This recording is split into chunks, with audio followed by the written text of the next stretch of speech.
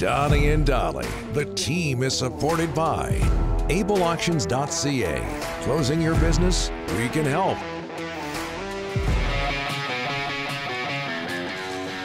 It is Thursday, and all of our guests today are brought to you by the Vancouver Giants. Giants would like to thank all of their amazing fans for their support of the LEC this season. Stay tuned to VancouverGiants.com for ticket details or details for next season. As we bring in Farhan Lalji from TSN, as we always do on a Thursday. Farhan, thanks for doing this, sir. How are you? Good. Have we ever determined whether it's details or details? Like I know that's a thing, but what's the official on that? I've always gone details, and I've been corrected several times. I've always gone details. I'm not going to ask Rick. He'll probably mispronounce it. Details. Okay. Yeah. I don't know. Perfect. Thanks for joining us, Farhan. We'll move on from that. Coyotes beat the Canucks 4-3 in overtime. You're a coach, and I'd imagine you're a football coach, but it's when the players don't do the simplest things that maybe bothers a coach the most. Can you understand why Rick Tocchet seems so upset when it comes to his team's inability to put pucks on net? Yeah, you're right, and he's talked about that a lot this season. He especially talked about it on the power play. And then I remember the other night when JT Miller scored that critical goal, and the advice that Tocchet had given him on the bench was don't miss, right? Like just hit the net. You miss and you rim it, and it comes around the other way. So yeah, there's no doubt, right? I mean, they go from not shooting enough to shooting wide constantly, and they've seen the fruits of their labor in the last couple of games when they have gotten shots on net, be it 5-on-5 or on the power play. So. One thing I have seen that I've liked is Quinn Hughes has made a bigger effort in the last couple of weeks to shoot the puck more like he did early in the season. But again, you got to get it on net. You can't miss 50 shots and expect to have success in this league. Yeah, and he's complained about that, Rick Tocchet, a lot. Elias Lindholm returns to the lineup, returns to work last night. What did you see?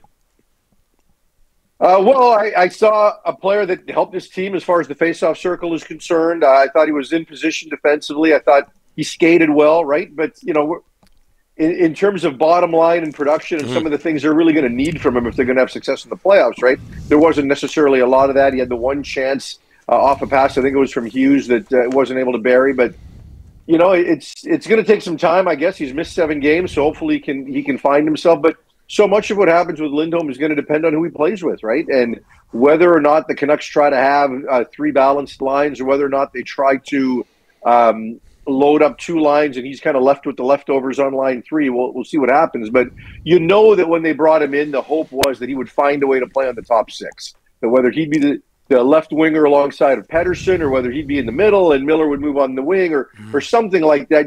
I think the hope was that there'd be a fit there for him in the top 6 because they knew that was what was needed.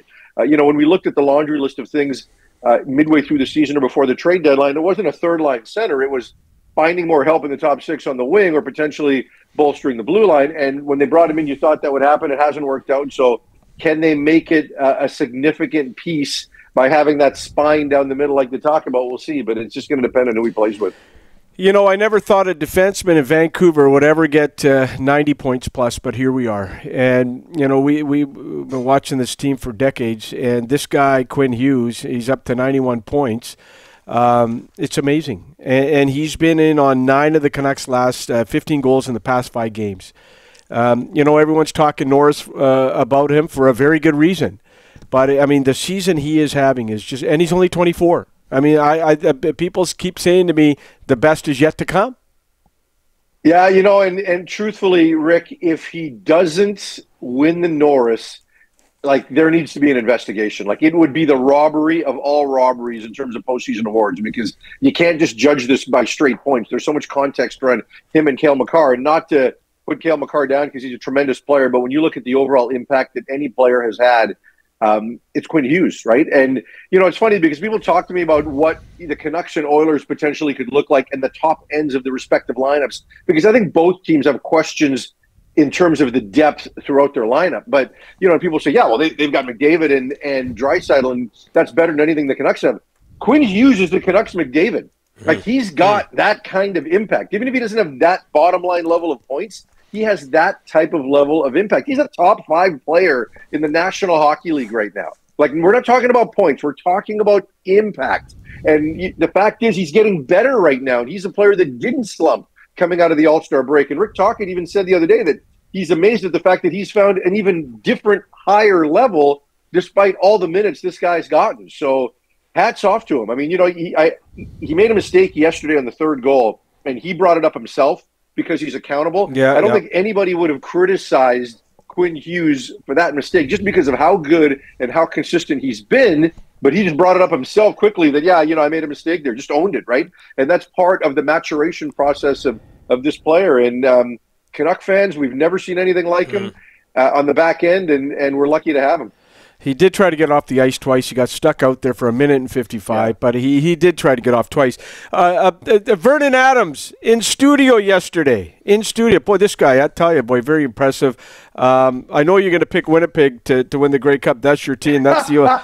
I've never seen a Vancouver guy pump a Winnipeg team. It's ridiculous. Anyways, Vernon Adams, Grey Cup here. He sounds like a guy on a mission to get to that Grey Cup game. Yeah, he is, and he's answered a lot of questions over the course of the last couple of seasons, in terms of his ability to play consistent football, in terms of his ability to produce at a high level, win a playoff game, all of those things. And that's the next step, right? And he should feel that way. And I think more is going to be asked of Vernon Adams this year, right? Because, they're missing some pieces in the receiving core. There's some change there with Dom Rhymes out and Lucky Whitehead out and Keon Hatcher probably missing half the season. And you're going to need, leadership and a cerebral ability on the field and legs and playmaking ability and all of that for the offense to continue to operate at a high level. And, without Matthew Betts on defense, they may need more from the offense this year. So do I think the Lions have it in them to get to that point? Sure I do. But it's going to come down to Vernon Adams and, another guy who's accountable. You don't have to ask Vernon Adams about interceptions. Vernon Adams will point that out to you immediately, right, in terms of areas he needs to improve. And I've known Vernon for a long time in this league. And just to see his growth as a player, as a man, as a father, all of those things has been pretty cool. Hey, before we let you go, a story broke today. Winnipeg Blue Bombers profit over $5 million last season. What do you make of that, and how's the rest of the league doing? Well, I think it's awesome, right? And it shows what this league is capable of. And, look, the league and its teams are going to mean different things to different markets. But there's an NHL team there. And the Winnipeg Blue Bombers are really, really important. Their community run, that part didn't work out in Edmonton, in the last couple of years. But they've had on-field success. They've translated that into business success. And it really works both ways because they've taken their profits and they've reinvested it, right? And, they've got debt to pay down with the stadium and things like that. But they've reinvested it. Their branding is exceptional. Wade Miller's doing a really good job there. And you're seeing it with Amar Doman. We've always said here, you've got to spend money to make money. And that hasn't happened in BC until Amar Doman took over. Now they're spending more and they're investing more. And I think you're going to see success on the other end. We're seeing it on the field. We're seeing it in the stands. And when you invest, that's when you can create sustainability. And I think Amar Doman's on his way to doing that here. The owner in Montreal is on his way to doing that in Montreal, Pierre-Carl Pelado. But Winnipeg and even Saskatchewan, I mean, and again, smaller markets, but in Winnipeg's case, there's an NHL team there. They're doing really good things. Farhan, thanks so much for this. We'll talk to you next week. All right, boys.